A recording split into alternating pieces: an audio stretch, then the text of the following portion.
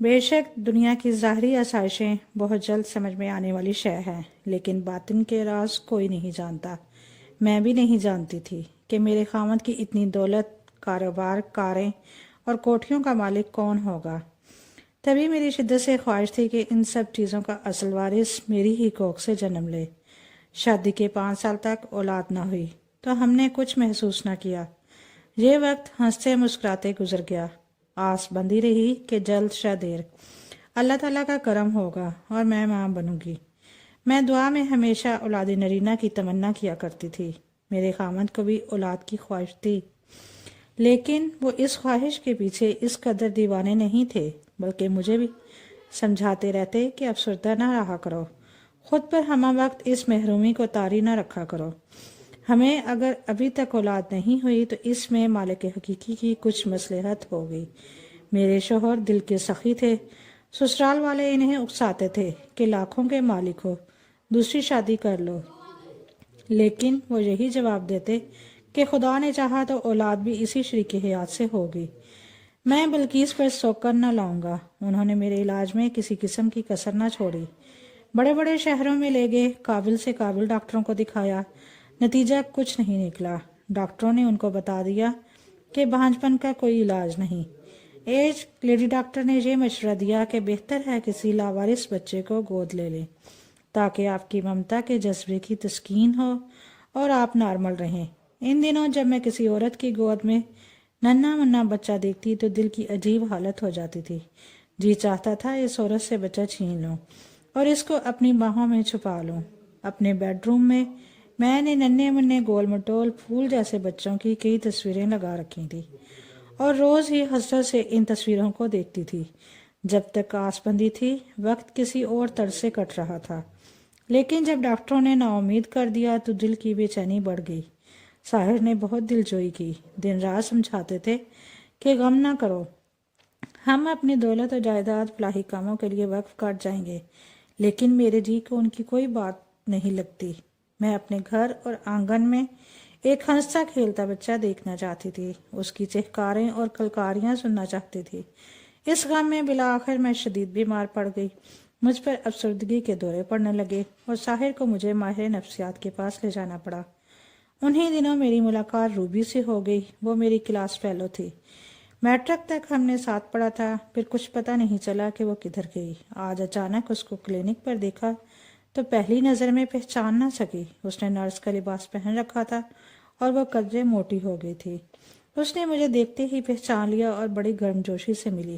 جب میرا حال احوال سنا تو کہنے لگی، میری ایک واقف آیا بڑے ہسپتال میں کام کرتی ہے، میں اس کے ذمے یہ کام لگاتی ہوں کہ کوئی لاوارث بچہ ہسپتال میں جنم لے تو ہمیں اطلاع کر دے۔ دراصل ایسے بچوں کو گود لینے کے خواہش مند لوگ پہلے سے ہی اپنا نام پتہ لکھوا جاتے ہیں۔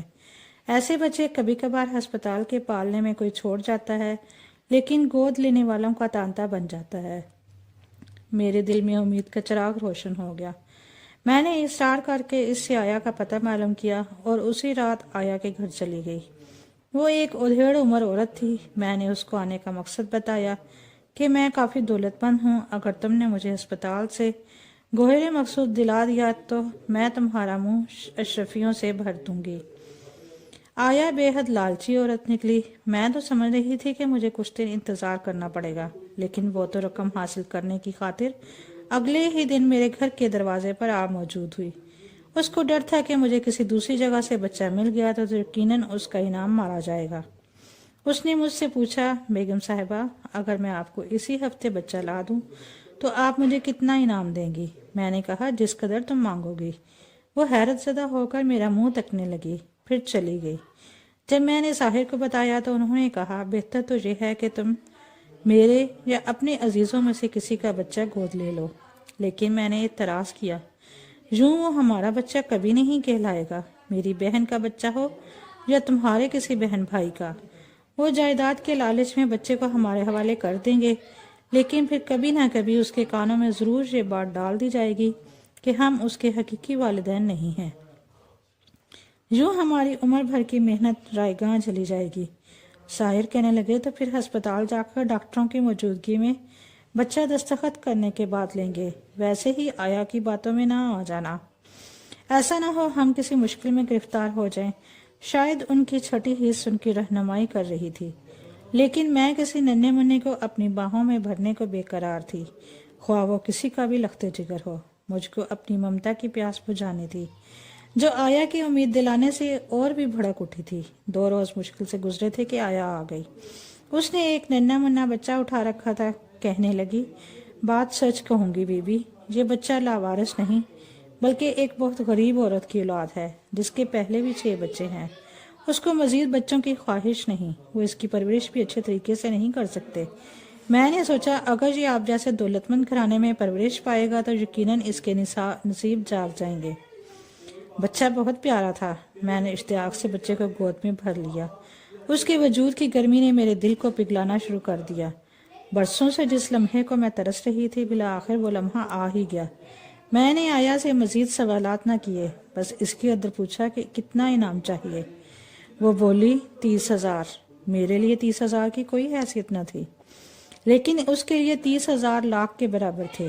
اس وقت 1 روپے کی قیمت 1,000 کے برابر تھی۔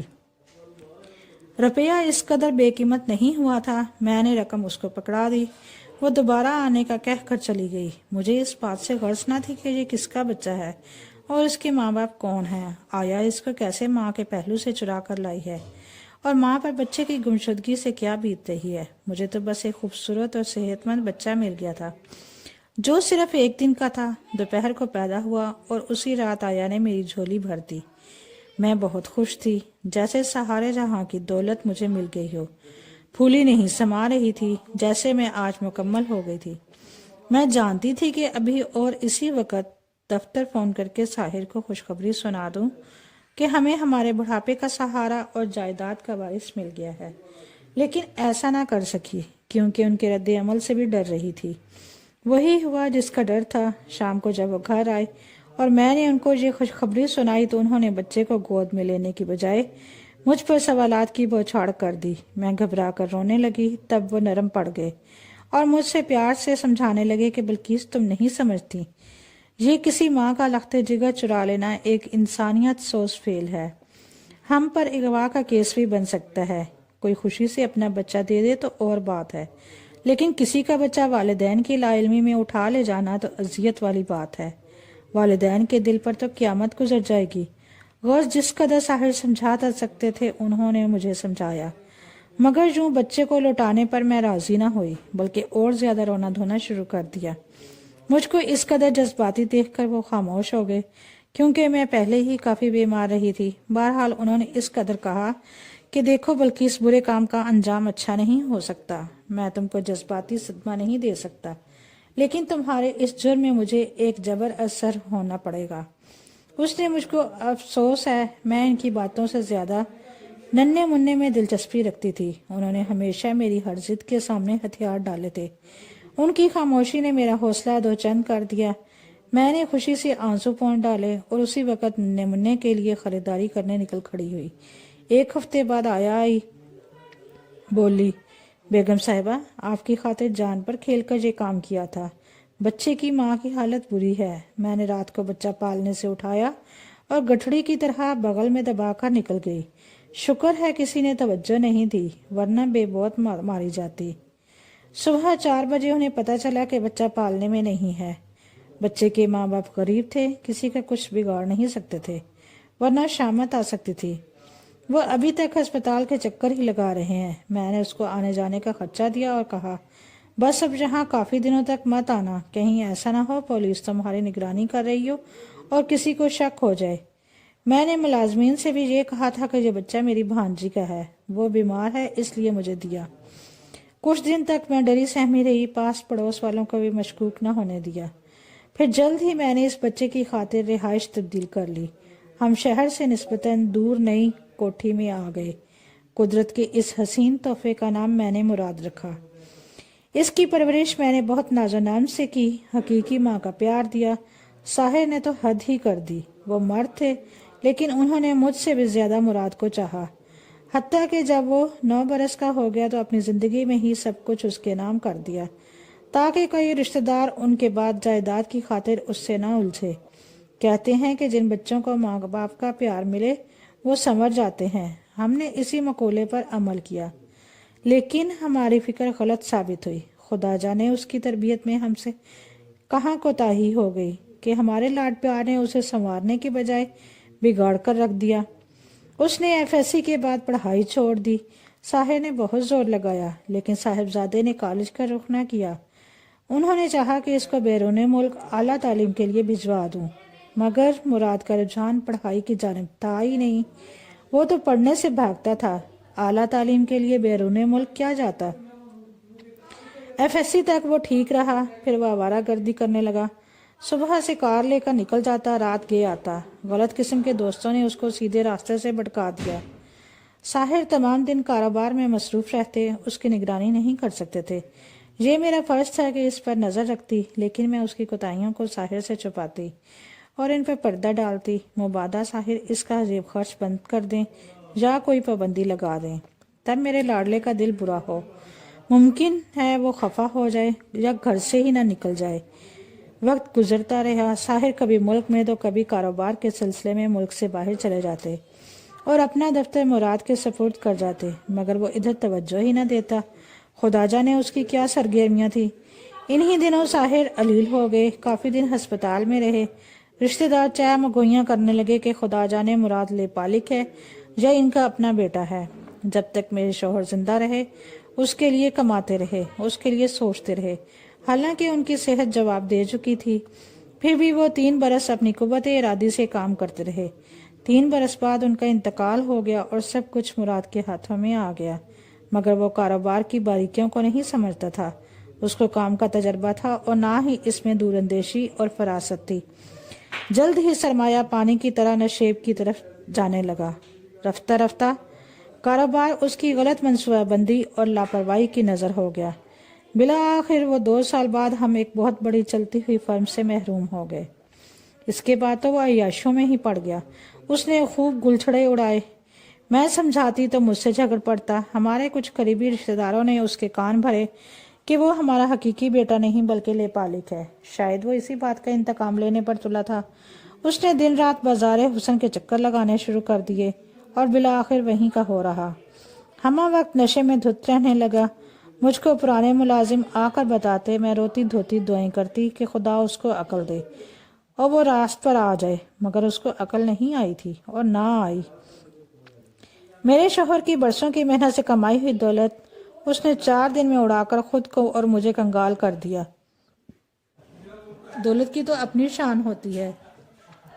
یہ ہو تو طمانینت رہتی ہے کہ انسان کو کسی کے آگے ہاتھ نہیں پھیلانا پڑتا، کسی کی محتاجی نہیں رہتی، لیکن دولت جانے کا غم سے زیادہ مجھ کو تکلیف مراد کی بے حسی، بہراروی اور آخر میں نشے کی عادت ہے، جس نے میرا روحانی اور قلبی سکون بھی لوٹ لیا۔ ہم کوڑی کوڑی کو محتاج ہو گئے اور میں رشتہ داروں کے سامنے ہاتھ پھیلانے پر مجبور ہو گئی۔ مراد کی تکلیف مجھ سے دیکھی نہیں جاتی تھی جب وہ نشے کی خاطر ماہی بیاب کی طرح تڑپتا۔ نشہ ایسی بلا ہے جو جوانی کی رعنائیوں کو نکل جاتا ہے۔ مراد بھی بہت جلد اپنے انجام کو پہنچ گیا اور ایک روز نشہ نہ ملنے کی وجہ سے ایک ویران اور گندی گلی میں دم توڑ گیا۔ اس کے مرنے کا صدمہ میں نے کیسے سہا یہ میں ہی جانتی ہوں۔ میں نے اس کو 1 دن کا پالا تھا، اسے اس آس پر ماں کا لخت جگر چھینا تھا کہ ہماری دولت جائیداد کا وارث ہوگا، لیکن شاید ہمارے نصیب میں اولاد کی خوشی نہ تھی، بلکہ اولاد کے روپ میں تباہی لکھی تھی جو آ کر رہی۔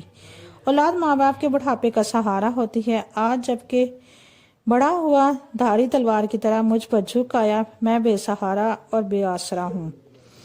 نہ خاوند رہا، نہ جائیداد اور نہ ہی بیٹا، جس کی خاطر میں نے اتنے دکھ سہے، وہ خوشی بھی مجھ سے چھین لی گئی۔ آج میں اس نتیجے پر پہنچی ہوں کہ ضروری نہیں اولاد بڑھاپے میں کام آئے اور جائیداد کی وارث ہو۔ کبھی کبھی اولاد بڑھاپے میں ایسے ساتھ چھوڑ جاتی ہے جیسے برے وقت میں اپنا سایہ انسان سے جدا ہوتا ہے۔ آج دولت یاد نہیں آتی، لیکن سکھ بھرے دن ضرور یاد آتے ہیں کہ بڑھاپے میں دال روٹی کی محتاجی ایک عذاب ہے، لیکن اس سے زیادہ دکھ اس بات کا ہے کہ مراد بھی میرے پاس نہیں۔ قدرت انسان کو اس کے اعمال کی سزا دیتی ہے۔ اگر میں نے مراد کو جائز طریقے سے حاصل کیا ہوتا تو مجھے یقین ہے کہ آج وہ میری روح کا چین اور زندگی کا ساتھ بنتا، لیکن میں نے کسی کا لخت جگر جدا کر کے اپنی گود بھری تھی، اسی لیے یہ خوشی مجھ کو راس نہیں آئی۔